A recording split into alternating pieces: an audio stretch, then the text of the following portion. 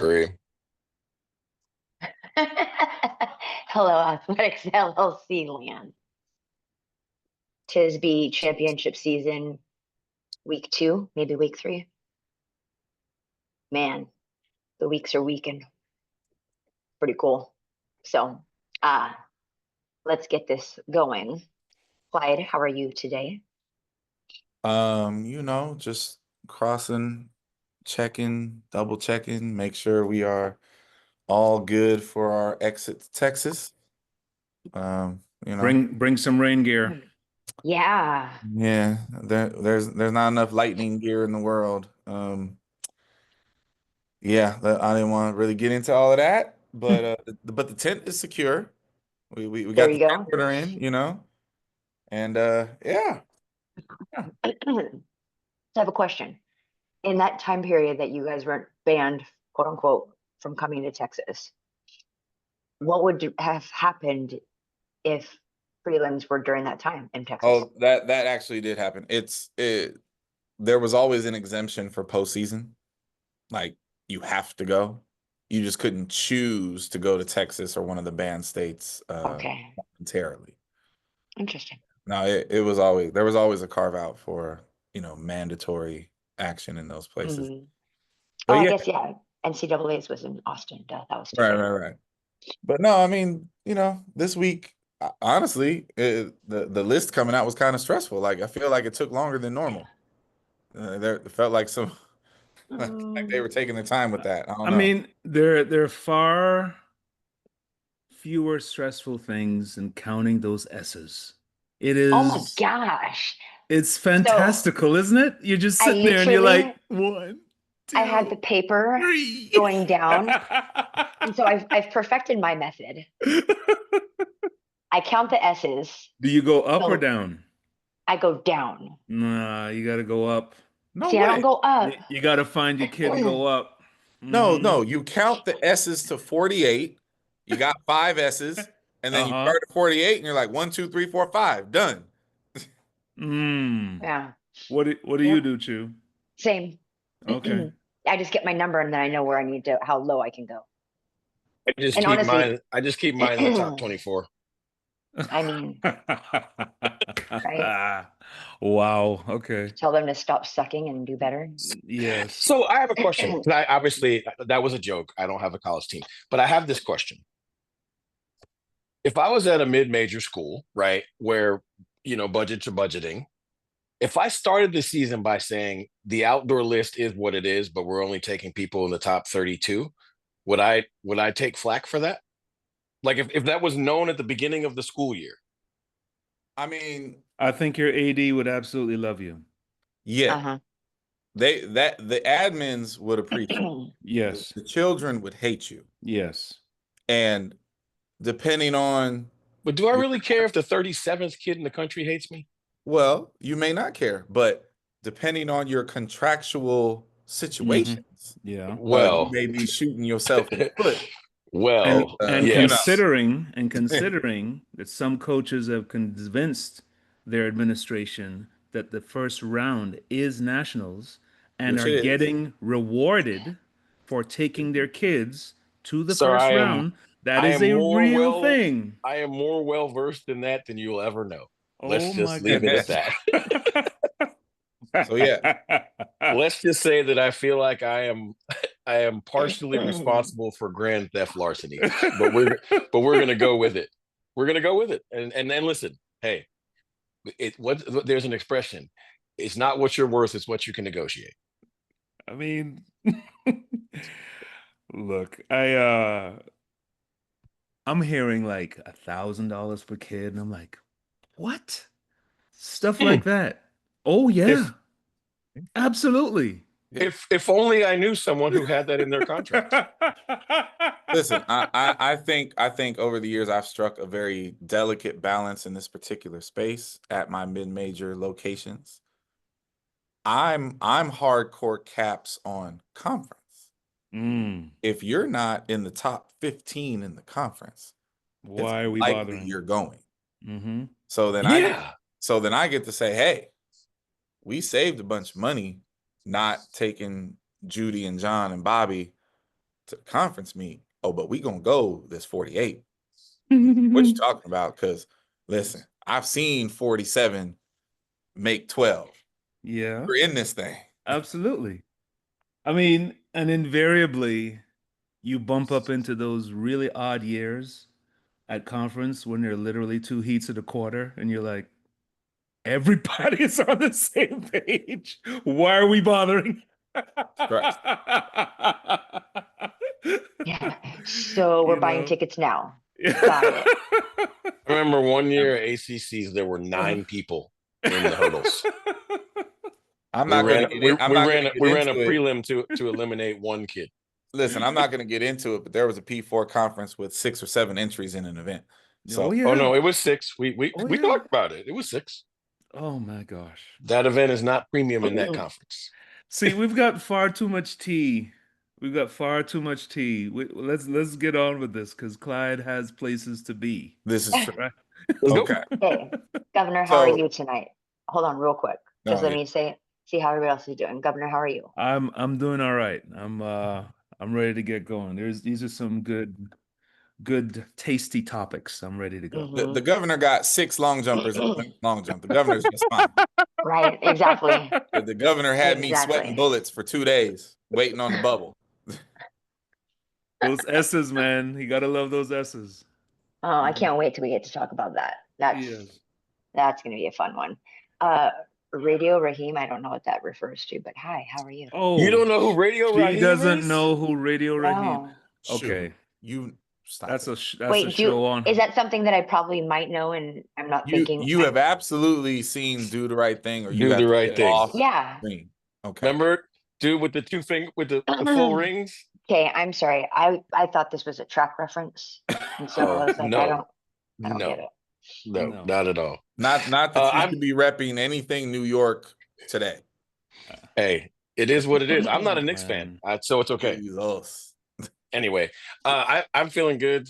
My eyes are a little bloodshot from my travel yesterday, so y'all get these sunglasses, so nobody's like, "Why is he high on the show?" That's funny. So the first one I have to do. Yes, Is that what we're doing? please. Okay. I don't get it. So, we're in the middle. Everybody is waiting on pins and needles for the House settlement to settle. The judges in Oakland, in case y'all didn't know that, West Coast, we are waiting on the settlements. And friend of the show, former guest of the show, the great Carl Lewis, stepped out and kind of gave a very interesting take. And I'll read this part that was his direct quote. If we don't separate football and basketball, every other sport is going to die. Olympic sports will not survive in athletic departments as they are currently constructed. And we found that to be interesting. So go. I'll say this. I don't know if I agree wholeheartedly, but I will say that 20 years ago, my fix for schools' Title IX problems was to make football its own entity and then balance your Title IX issues, because there is not a natural female sport that has 100 females, right? So you Well- were always out of balance. Well, now that Texas has 68 scholarships for rowing, I think they've cracked the code. But to that point, right? But think about it. Even at 68, remember, football just went to 105, 105. right? So even at 68, they're still 40. So think about that. They're Yes. still a whole track team short, That's true. That's true. right? So I don't know if you can separate football and basketball, and so it's like football and basketball gets to keep all the money that they generate, but then the school has to spend enough money to do all the other schools. I don't think that works. Mm-hmm. But I do think you can create a budget from football and basketball to be spent on the Olympic sports and make that a hard cap. I think you could do that. You But I will say for it forever, the idea of trying to balance things in a Title IX perspective No. by ways of opportunities or by ways of sports right was always going to penalize male sports other than football and other than basketball if you include football. Because if you take football out, you can balance the budget easy. The Title IX budget. You can do that easy. Right. So the spirit of what Carl said, I agree with. But because that's just math. But literally what he said is factually inaccurate. And it's important because I think a lot of people miss this. So football from Division I perspective. The NCAA doesn't collect the money from football.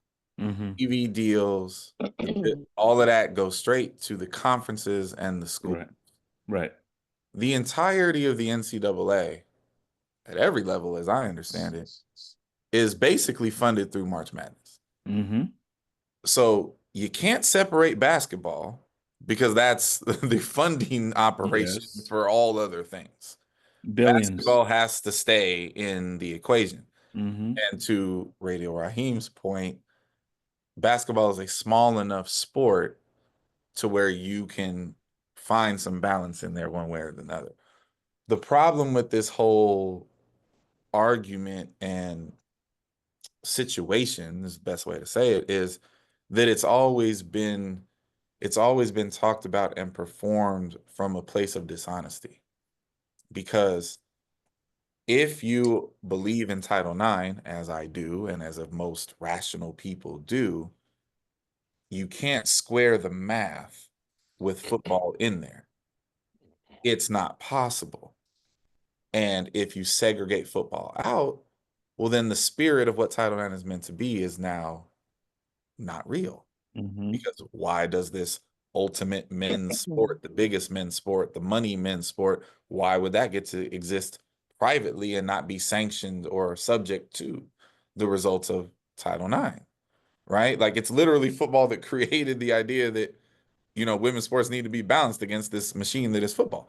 So it's a political debate, and it's a messy one.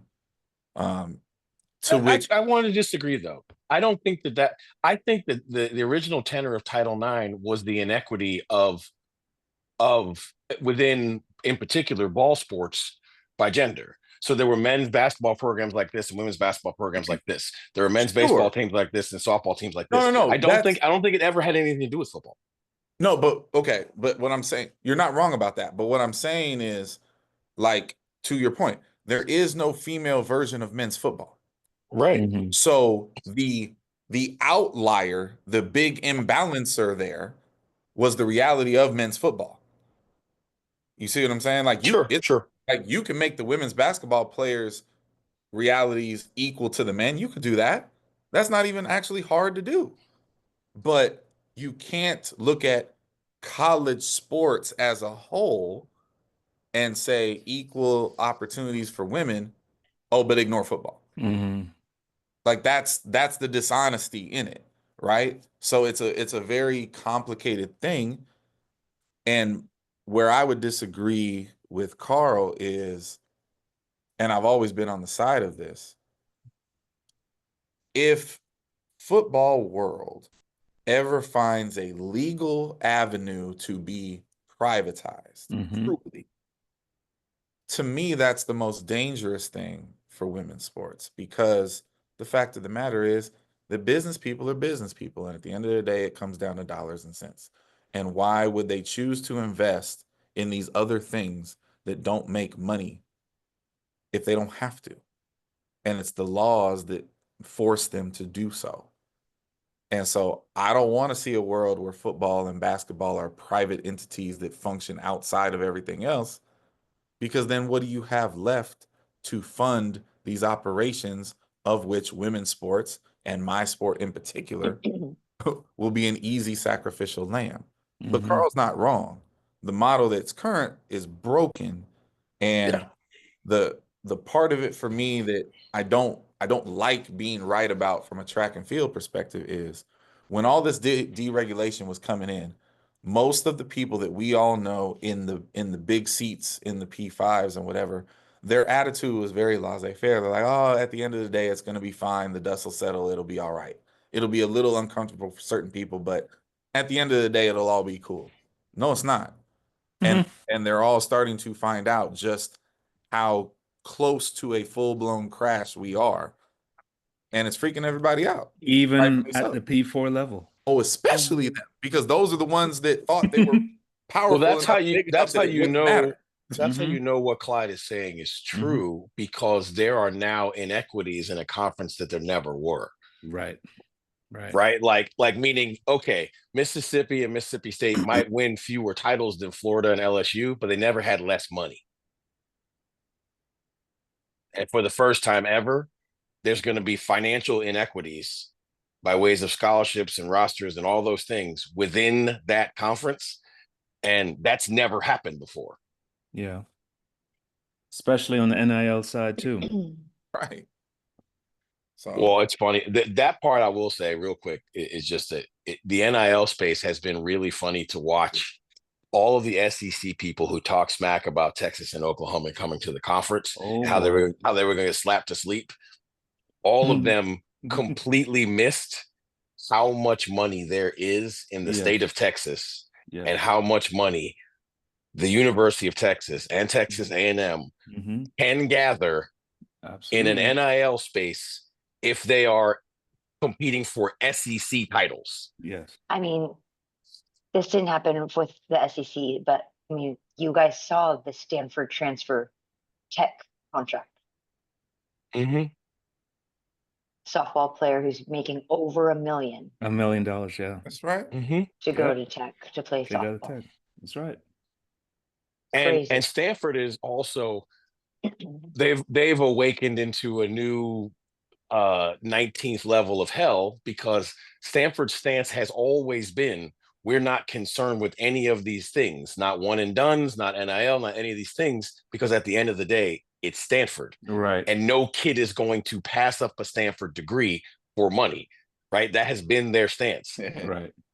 Now they have no AD, and they just won their first national title, and we are here almost at the end of May. Yep. So like they're in a whole different world. And now they're understanding that their best baseball player 2 years ago left to go to A&M for $850,000. Now their best softball player left to go to Tech for $1 million. So what they're understanding now is like, listen, too many people are out in the ethos explaining the lack of true value in differences in undergrads, right?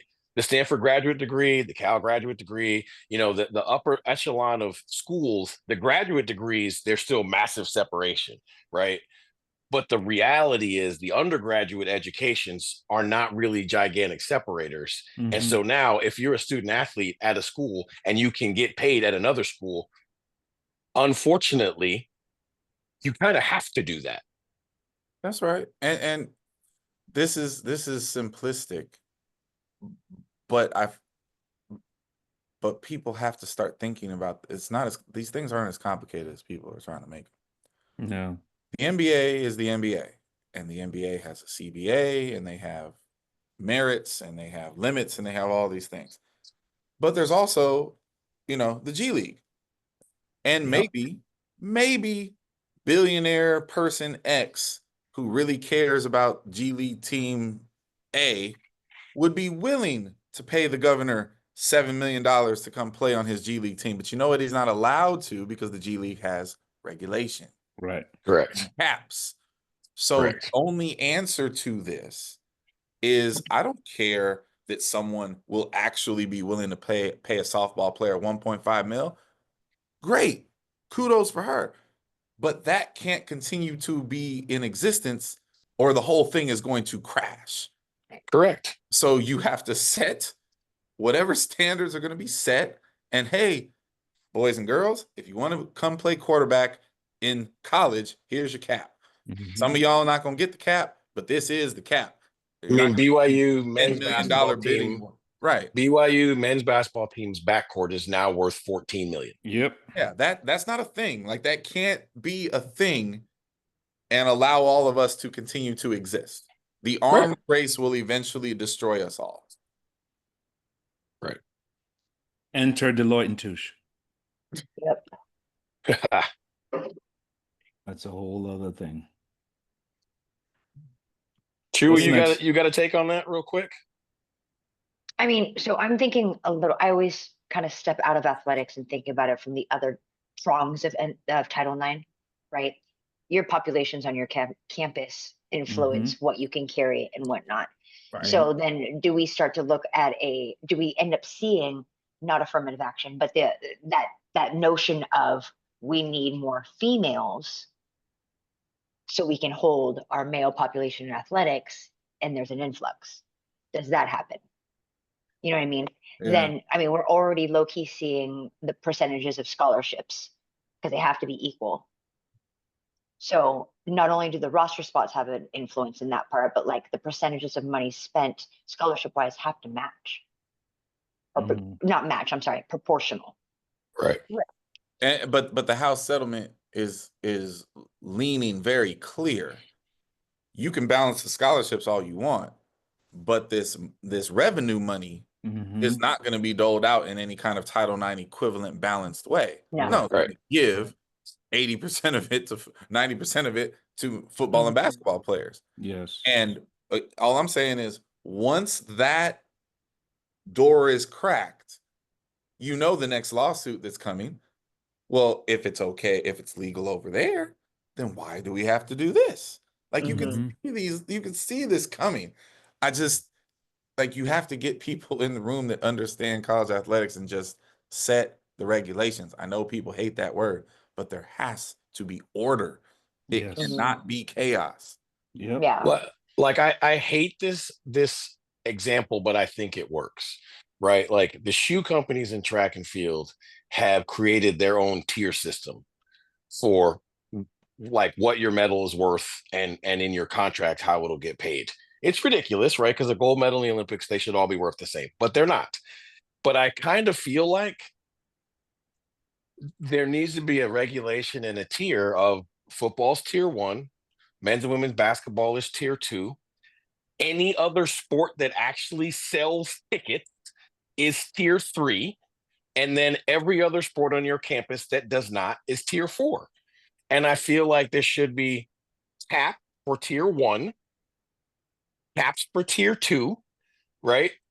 And then the trickle down of tier, and then a mandatory spending like mandatory bottoms for tier 3 and tier 4. But I think that's the only way to actually do this and have rules and regulations. And it's interesting, like on social media, if you're on social media and reading what the lawyers or the people that are advocating for athletes, the word unconstitutional just keeps popping up again and again and again. Yeah. Why are we regulating, you know, what these who's to say that this athlete should only get 5 million? Well, What? but so again, that gets back to the original fraud of it all. Amateurism is a fraud. Yeah. So let's acknowledge that and eliminate the unconstitutional nonsense by treating it like CBA that it is. You need a CBA. Yep. It needs a And CBA. And it is what it is. Hell, let Saban run it for all I care. I don't care who it is. And I would like to add to my own little proposal. I think how like anti-regulate what's it called when you lose in soccer, when you get regulated, yes, right? regulated. So we'll do the reverse of that. If you are in tier 4 and your sport wins a national championship, then you can get elevated to tier 3 within the department. Yeah, right. And the same, if you're in 3, you can get get elevated to tier 2. 1 and 2 are already they're already set, because you're going to spend the max that you can spend in 1 and 2 at every athletic department. Every athletic department is going to spend as much money as they're allowed to spend in football, as much money as they're allowed to spend in both basketballs. Yeah. What's next, Chu? So much. just so much. Next. Oh my God. I forgot what we were saying next. I know what we're ending with. What was the next one? Help me. I promise y'all we have show notes. Yeah, I just completely blanked. Well, conference definitely is something. Conference wrap up. Yes. Jump cut.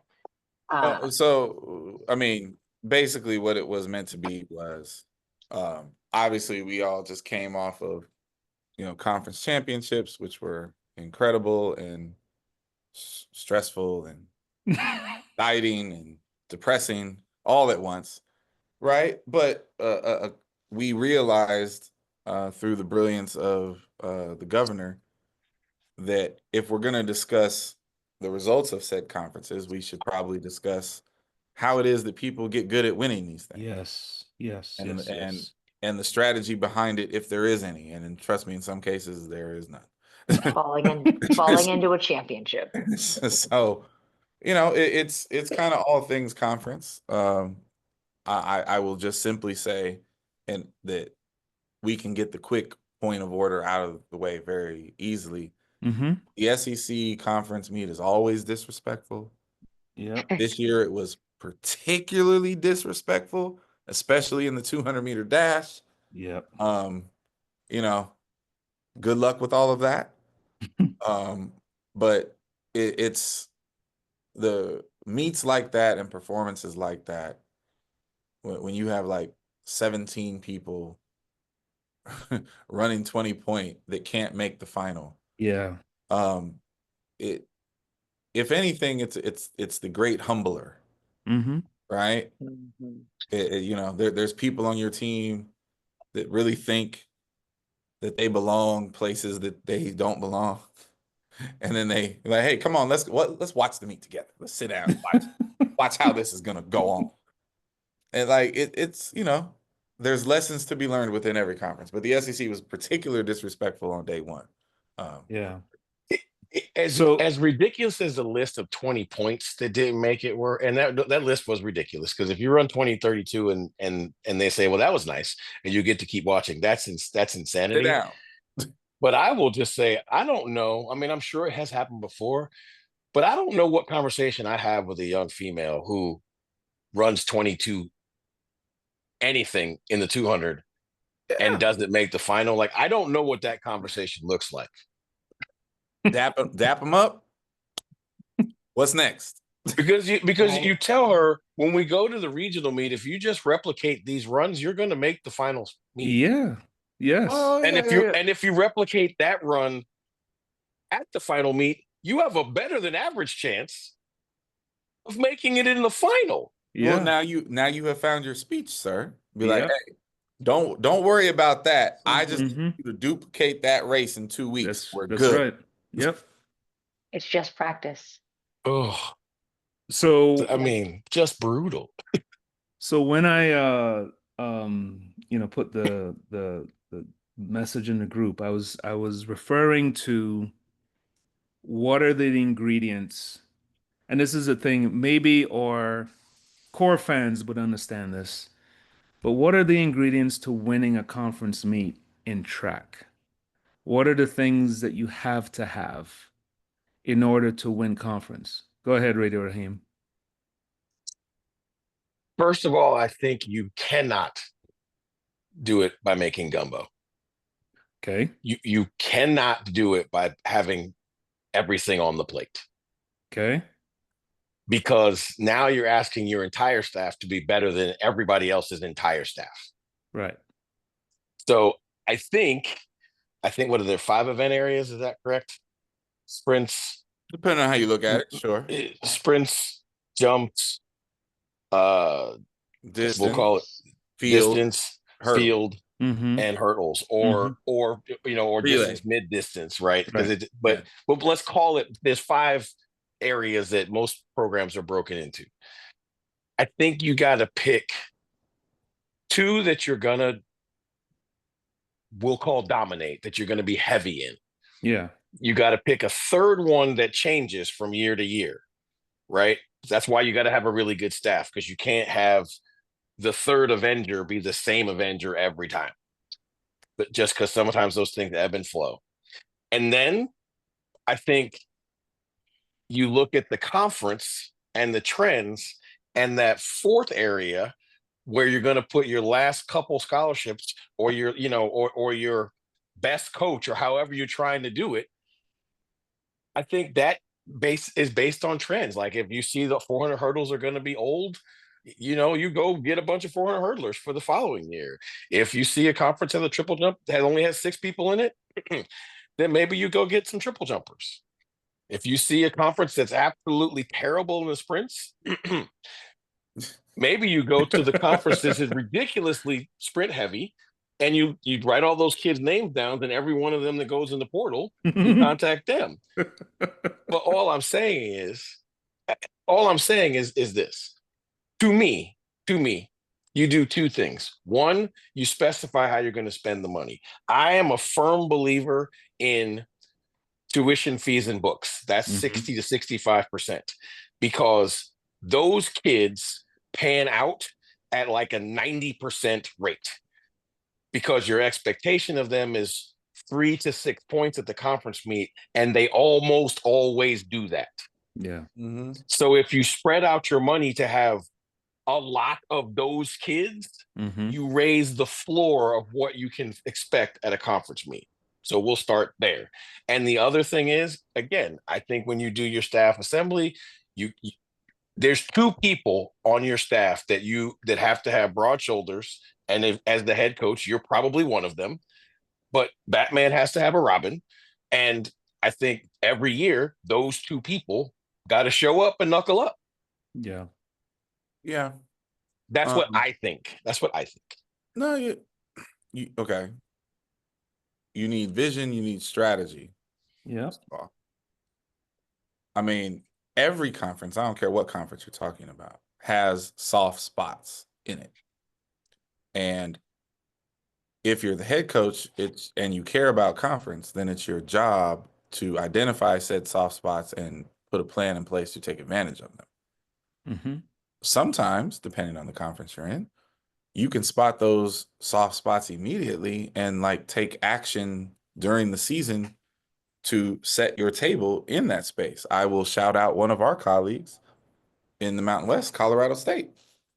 Colorado State, I would argue, has the best team culture in the Mountain West, especially on the men's side. And in my 4 short years in this conference, when I tell you they come in here and beat our heads in, because they clearly have a plan and it clearly means everything to them. Yeah. You got dudes, the triple jump in our conference at the very, very top. It's pretty good. But after that, it's soft. And they got a kid, I don't know his name. He was out there literally triple jumping, not even using his arms most of the time, but he scored. And that was clearly planned, because he don't triple jump all year, obviously. Right? So, you have to identify what your opponents are doing and how they're choosing to do it. And in today's world, most teams have their niches, right? Like, New Mexico is going to come in and dominate the 10 and the 5 and the steeple. Right. Do you have things that can combat that beating that you're going to take, or do you not? Right? So you have to have vision, you have to have strategy. But I always have said, when I've had teams that can win a conference championship, you have to have some 10s. You're not winning the conference championship if you don't have a handful of 10s. Or at least it's extremely hard to do so. What would that number be if you had to average it out? How many 10s do you have to have? I feel like if you can't win 5 events, it's a struggle. Okay. You definitely need at least 3. You definitely need 3. You definitely need 30. You definitely need 30 off rip somehow. I think you got to start off with 30. Okay. Most definitely. And really, to Clyde's point, I think that 30 is really 46. So it's like 3 1s and 2 probable 2s. Sure. Yeah. Right. Because I mean, So if that you're like that's his point about the 5 is you probably need that group. yeah. Okay. So one thing, and I'm going over this in my head. One thing that people don't understand is that invariably there are going to be less men's teams and women's teams at conference. Yep. Okay. So automatically there's a situation where the women's points are going to get watered down far more. And the more tens you have, the better your chances are. Premium.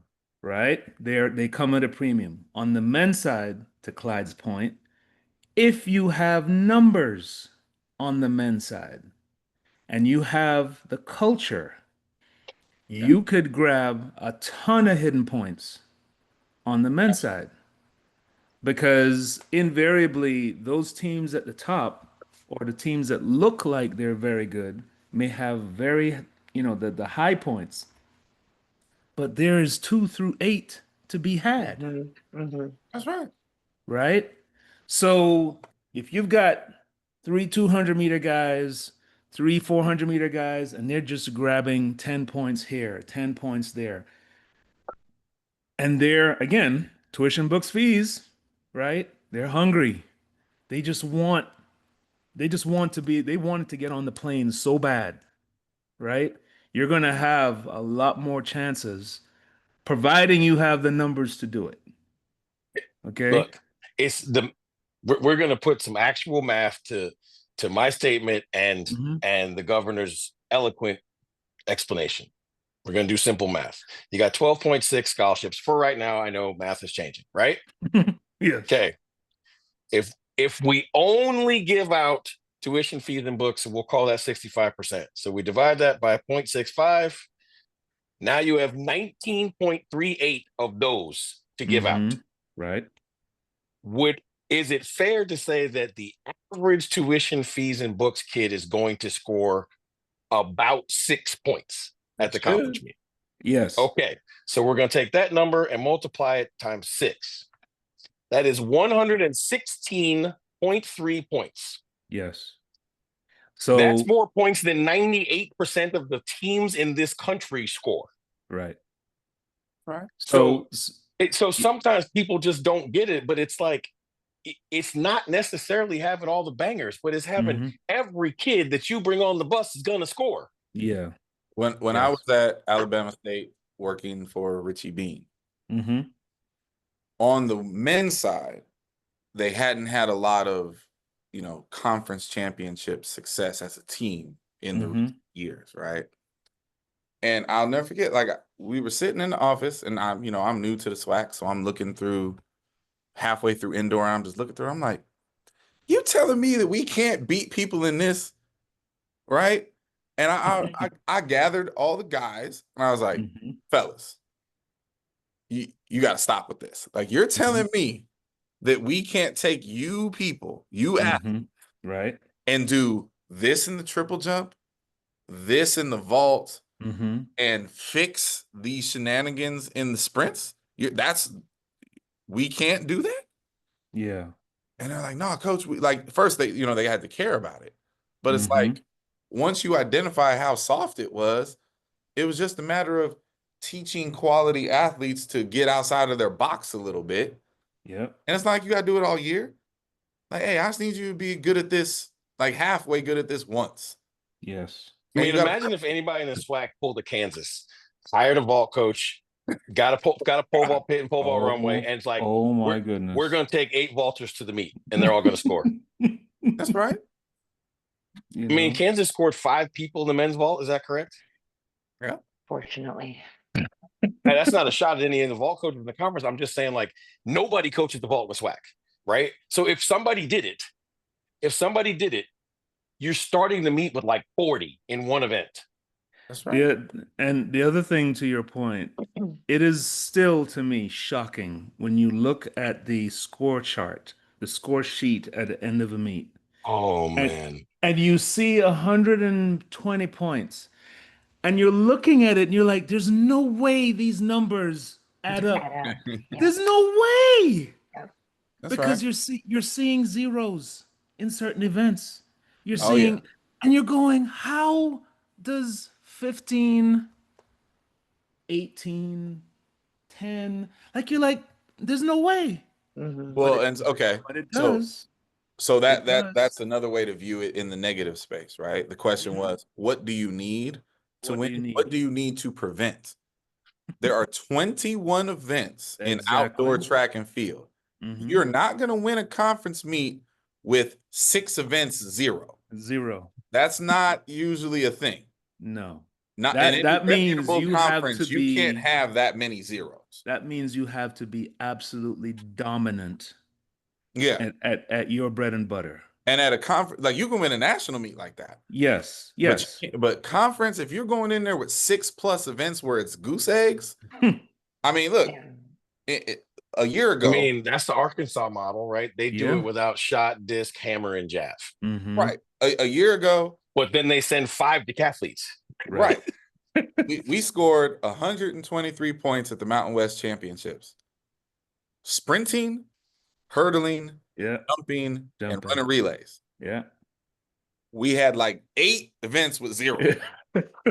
And people was like, "You think you can win?" I'm like, "Absolutely not." Yeah, you can't. Not with that many zeros. You can't. No, No. like no. But it'll look good in the moment. Yeah. But I think Yeah. that's the biggest thing is the difference is people think you can win that way. Mhm. And Yeah, the no, optics, that's they ludicrous. expect it to happen. And then when you don't, they're like, well, what happened? Yeah. And you're like, you have too many misses. I think that one piece that we haven't really talked about yet is you have to have the hitters, the bangers, whatever you want to call them, right? You've got to have that many, those people. But you've got to have people towards the bottom who are going to displace people as well. Yep. Oh yeah, They have to be disruption is a the huge movers thing. there Mhm. because they forget about that part, right? So as much as you need 10, 8, 6, you need 1, 2, 3 as well. And Right. maybe they're not 1, 2, 3. Maybe they're the people who disrupt and get those people not into the finals. Yeah. May Yeah. not even be in finals. It's the people who shift in finals. You know what I You mean? need people 9 through 14 on the conference list going into the meet, Mhm. And but so right? I To say go that to after say those 6th, 7th, and 8th. I agree Yeah. with you. so you have to have those people, but it's also the people who push 1 through 8 into lanes that they're not supposed to be in. Mhm. Yep. Right. And it's so there's no tangible to that, but there's a value in it. Oh boy, you just hit me with some PTSD just now Oh God. because this qualifying system, especially in the 200, Yeah. I still, I mean, quite literally, we're handing number 9, number 10, and number 11 ranked kids an Mhm. opportunity to make the final over Yeah. 6, 7, and 8. Yep. It's just anyway. Uncanny. Anyway. No. Explain that for people. Yeah. Okay. So we are now in a system where there is literally the hot heat in the semis, where literally the top 8 athletes entered into the meet are lining up against each other. What is not being talked about is that you're putting your 6th, 7th, your 5th, 6th, 7th, and 8th kid in 7, 8, and 1 and 2. Or if you have a 9-lane track, Yeah. 2 and 3. Mhm. So those kids are at a major disadvantage when you have athlete ranked number 9, number 10 in a slower heat, and they're in a preferred lane. And it's something I don't know if it'll be addressed or if this grand experiment that we're in, and it's especially due to the in the 200. I would say that. I'd say the 400, there's still an opportunity. If you're good enough, you can run fast enough in lane 2 or 3 or whatever. Mhm. But the 200, oh man. And And we were victims of it, and there is a major disadvantage. It just specifically indoor, absolutely. right? I know we're talking outdoor, Absolutely. but like specifically indoor. Yeah. So A good Man. idea that was only meant for the NCAA championships. there you go. Correct. Yep. Yep. See, There you and go. you have to be careful what you ask for. Yes. You have to Can be I? careful what you ask for. I want to throw one more thing in there about how you win a conference championship. I Mhm. think you have to be intentional in your recruiting. Oh, 100%. I Yeah. think at least 3 or 4 kids you have to recruit with specific conference agendas in mind. In mind, yeah.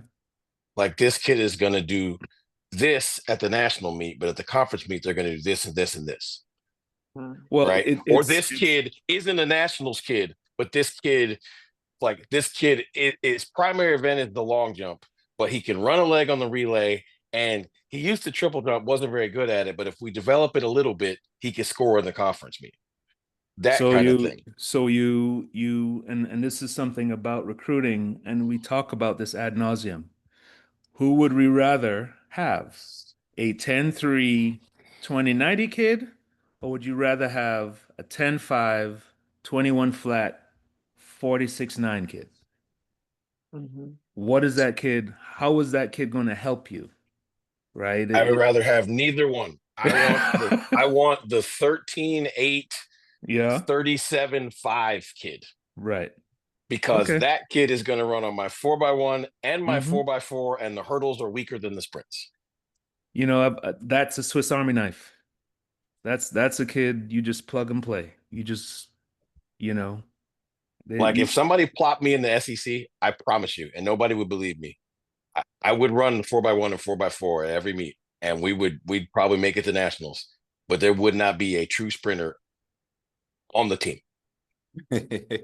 We would have But so many hurdlers hmm and so many decathletes and so many like people who did a bunch of things that, yeah, their specialties are, like we're not getting bum hurdlers. Like we're trying to get 6 of them to the national meet, like your 6 long jumpers. But how at the conference meet, if you see somebody in the 100 or 200, their primary event is not that. how Clemson circus 2008 of you. Hey, so Iggy got a whole 4x1 qualified for NCs, and they're not a sprinter on it. It's all That's jump. right. yeah. That's right. It's all But jump. so that it goes back to what we were talking about with world relays. So in addition to that, the 1C to that conversation that was just Hmm. had is you have people who have roles. Hmm. You might have the 10s in there for your 4x1, but they can't relay every week. They can't relay first round. No. So they're placeholders that help advance people through to the end game, right? Hmm. i.e., world relays to qualify for the big games. So it's not a Like foreign concept. Like if I you had a just if have I to had a realize the principle of it. if I had a star coach on my staff that coached her pole vaulter to, hey, I want to run him in a sprint event, and he runs 100, runs 1072, I'd be like, listen to me. I just want to be clear. I need him to be able to run 10.5. Hmm. Don't mess up the pole vault, but we need to do enough actual speed development to get him to where he can run 10.5. I don't intend on running him lead off on my 4x1, but you best believe if somebody goes down, that dude has the wheels to Yes. be viable. So Yep. now it's a thing, right? It wasn't a thing until you showed me that it's a thing, but now it would be a thing. Because there's kids on every team who can do more things. Yeah. Right. But what you said it earlier, Clyde, like you got to get them to care about it. Because Yeah. when doing more work has value, the kids will do it. But today's kids, sure enough, ain't doing nothing for free. This is true. If it doesn't have value to them, they will not do. They won't take a step. That's why So I would take the hurdlers. So let me ask I you would take this. the hurdlers. What's harder to do?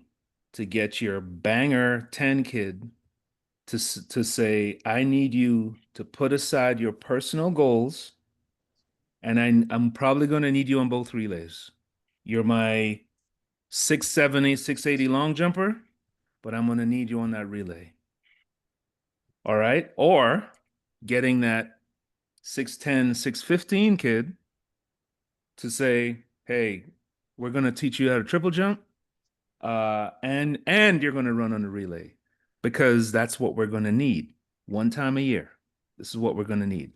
What's been harder in your estimation? Getting the banger kid to open up? It's always harder to get the star to care about the other. Yes, exactly. So it's funny that you guys say that because you asked what's been our experience, right? Mm-hmm. My experience has been reverse because every single banger I've ever recruited, I laid out like that's how I got them over whatever. Because I was never at the school, except for when I was at Clemson, I was never at the school, right? So in order to get the kid to not go to the school and come to my school, I proposed a plan for them that was foolproof. So the plan was always to be absolutely dominant and rested going into the national meet because we didn't have a crazy banger of a conference meet. But at the conference meet, you got to do your part. Yeah.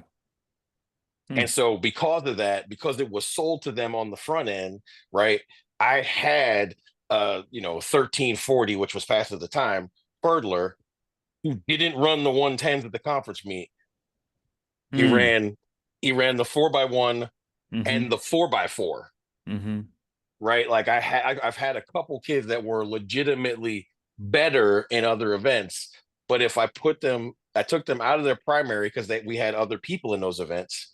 If I took them out, then the people behind them could actually score more, and then I could put them in other things. Well, I mean, Clyde knows this because he saw me do it when I was at Boise State. I took Elena Kafuru, and I literally she was only granted one long jump. Oh yeah, and she was NCAA champ in the long jump, but I let her high jump. I let her run the 60 because she thought it was fun, and she got 3 triple jumps. Yeah, you can do a lot with some jump counts. Yeah, and what I like about those things, I used to put javelin throwers on pitch counts too. There you go. Snacks, Chew. So the list, the affirmation list that we talked about, is that the word, is out. And if you're mathematical enough, you know who's going and who's not unofficially. Sunday it's currently Thursday, Sunday at 2 p.m. Eastern, you have up until to do your medical scratches or ineligibles and whatnot. But for the most part, we know who's got rides to the first round. I think we all can say one that we're like, oh, that's what's happening. Who is and is not going to be competing? I'll go first because I'm not a list watcher like y'all, but my take on the list is very interesting because I never lived in a world where I had to be concerned with the top 48 on either side of the country. Yeah. So in my head, this is a conversation we have at the beginning of the season. Like, listen, if I have to look down the list, like really down the list to see if you're going, I don't really care. I want you to be good enough that we're not conversing. I want you to be good enough that we buy tickets early. And, unless you are a true and utter walk-on and you started off, 150th and we coached you up to 46th, 7th, or 8th or somewhere there, then we're going to celebrate that. But it is very interesting to me, the list watching that has to happen. Because the only part that's truly interesting to me when I look at the list is who is and is not doubling. That part is interesting to me, right? And the 200 has got to be, I got to believe the 200 is the list that has the most people scratched. The women's 200 you went got down. hundreds, hurdles, Yes. 200s, 400 that all and the occasional 800 that all feed into that same top 48 list. Yeah. The 70th so that's person interesting. got in on the women's 200. Yeah, 70. No, yes. The 200 is by far the most flux. Yep. The 400 is probably not close, but next. Yep. And then there's certain events where, hey man, you don't even look because no Don't one's even, scratching. no one is scratching. No one's Chocolate, scratching. discus. Who's scratching out of the disc or the combined events? Like, Yeah. unless you're hurt, there's no way you're scratching out of No that. way. No, listen, No. I promise you, the most fool's gold list watching you do every year is the relay. Yes. Yeah. Oh yeah. Because I'm telling you, if you're number 25 or Yeah. even 26, you convince yourself Yes. There's a that chance. there's a chance.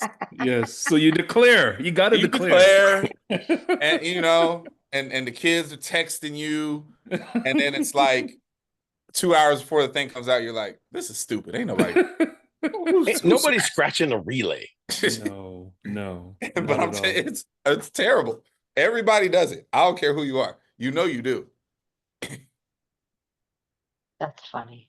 So I'm looking at this. I think based on this list, maybe 3 or 4 people scratch from the women's hurdles. Yeah, I I mean, know it's pretty solid. because who hurdles for fun? Yeah. Who just decides like, you By know what? chance. Hey, let's go Yeah. see what the hurdles look like. That's not a thing. You're good No. enough. You'll No. make it, and we'll see. No, Wasn't not wasn't there a scratch in the women's long long hurdles? hurdles. Yeah, I was just gonna say the Sure. #1 entry. And you know, those are you don't like to see those things. You know, you're like, dang, like really want to see that person. Yes, You know, absolutely. Yeah. you can, you know, for the teams that are legitimately playing the national championship game, Hmm. it's always interesting, and just as a nerd, you know, a fan, to see strategically what decisions are being made, right? Like there's decisions made in the East and the West in sprint world that if you look hard at it, you're like, well, that's interesting because clearly that hasn't been happening all year, Hmm. but we're going for it now, right? Mhm. Like, or, oh, I really thought Kid X would be primary in this, but clearly they think they got action over here, Right. Mhm. you know? What's interesting about what you said is like this is why culture and conversations are so important because kid 5 and 6 in the 4x1 pool and kid 5 and 6 in the 4x4 pool, they tend to have not great attitudes, right? But they don't really understand that they are being primed and prepared for a laser show that they're not necessarily ready for. Hmm. And if they're not thinking about it, that so if we make it to the meet, like our best person runs the 4 and our second best person runs the 400 hurdles, they're not gonna be on the prelim 4x4, which means I am. Yeah. Right. And And honestly, so many of them are not thinking like that. I'm like, bro, listen, you are being prepared like a fatted calf to Yep. go out and either eat or be food. Yeah. but you know what? Those kind of decisions are honestly for me as a coach the worst ones. Like we have seen prominent programs Yep. make those decisions and end up 13th, Yep. end up Yeah. 14th. So it is Yep. a very scary proposition because the I love the preliminary round, aka the regional meet. It's my favorite meet of the year because the turn up factor Oh is boy. so high. It is. It Like is. getting in is hard enough, but Yep. please believe, like the turn up factor for the middle to the bottom and the utter crashes that you see, Yep. it's better than Formula One. Like it's Well, crazy. well, to your point, and we see this every year. And who do you blame but, yourself as a coach or watching other coaches make that mistake? If this is your first go round and you're thinking, "Oh yeah, it's 2 rounds." No, dude. Every Don't play you're yourself bad. exactly, you're literally running a final every single day. So you've got those 2 days with a day in between, right? And every year it is bananas. So what else do you need to know? What else do you need to understand? you have to prepare your kids to run a final on that day. If not, they're going to get chewed up and spit out. It's just that's the hardest thing to coach at this meet is the person who's been there for the first time. oh yes. But they don't get it. Mhm. They don't get it. They don't get it. They don't understand. And you can tell them, and it's still at some point. I'm like, you know what? Just go on. Go ahead. What do you mean? The Coach? I'm like, hardest part. we'll The talk hardest after part the about that baptism. is it's cool. is the hot shot freshman. Mm-hmm. Hey. Oh yes. Oh yes. I had that kid in the high jump. Mm-hmm. Coach, why you tripping? I'm sixth on the list. Because you are a freshman. Yep. What's that mean?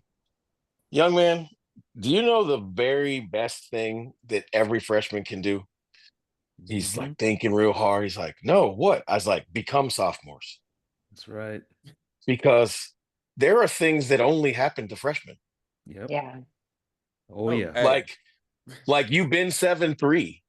We go to the meet, and this is the first time that you've ever opened at 6'10", Mhm. or you feel like it's high that day, so you miss.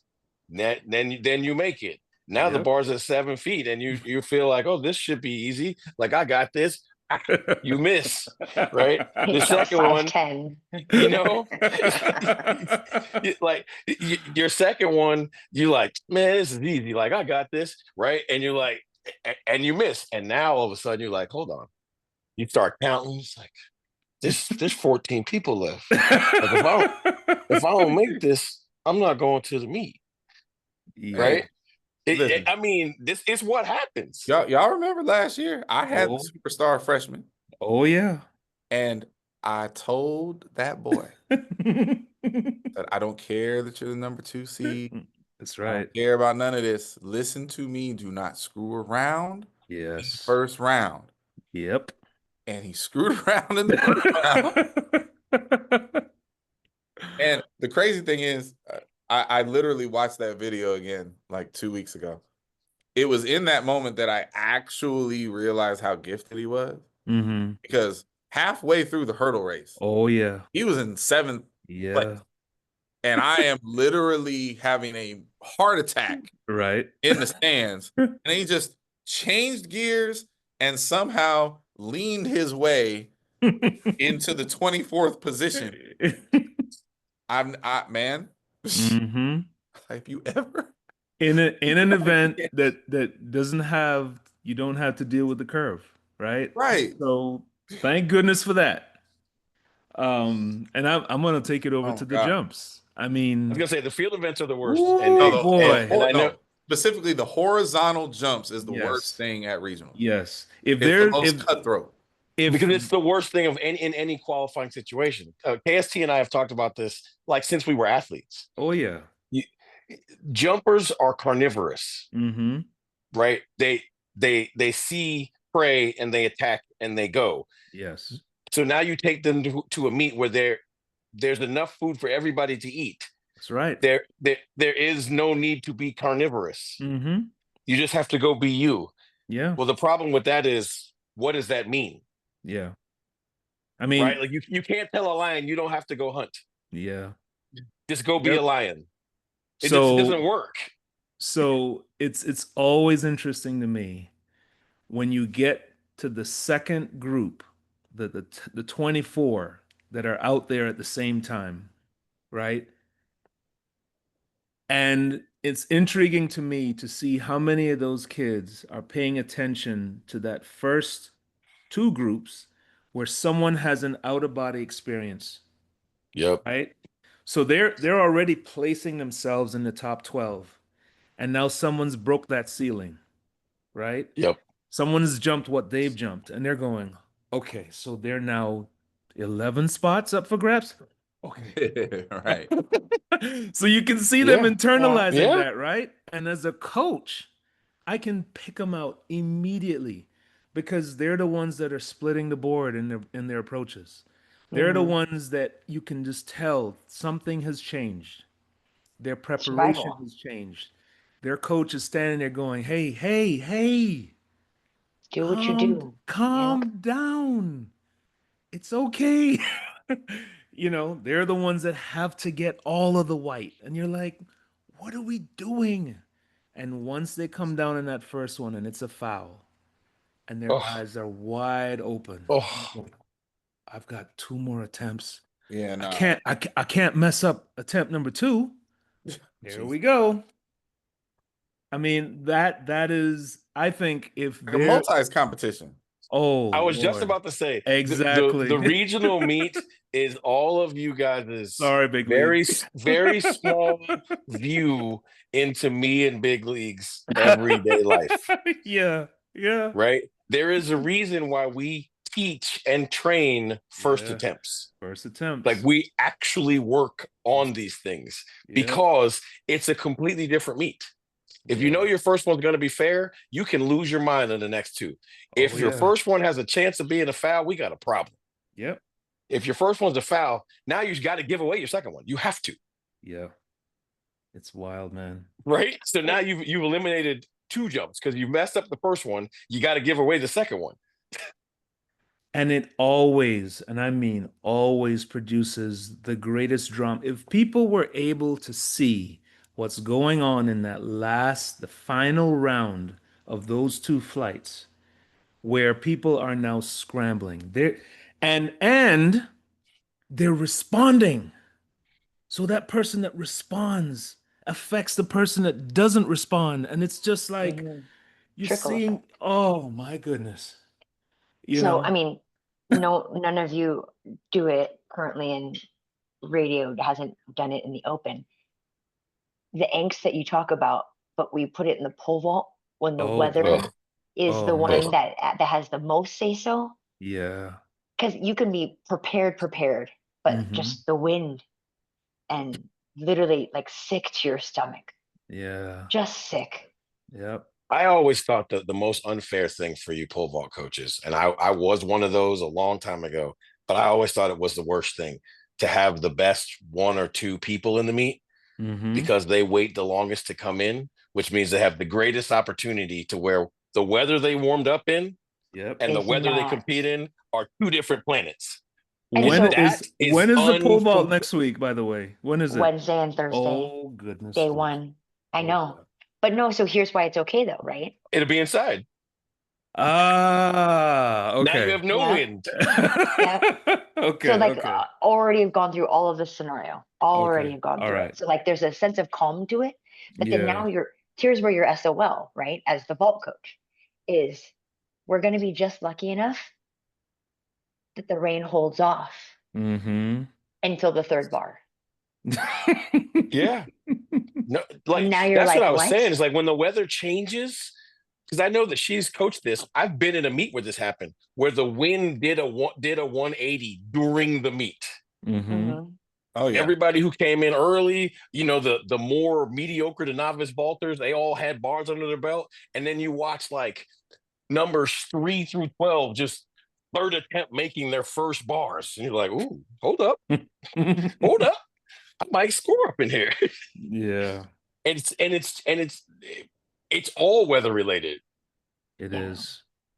Yeah, the These vault is these crazy. these slanted runways at in College Station. Let's see how that holds up. Jesus. Uh-oh. I'm telling you. And with that, Yes. Yes. I'm going to go. All righty.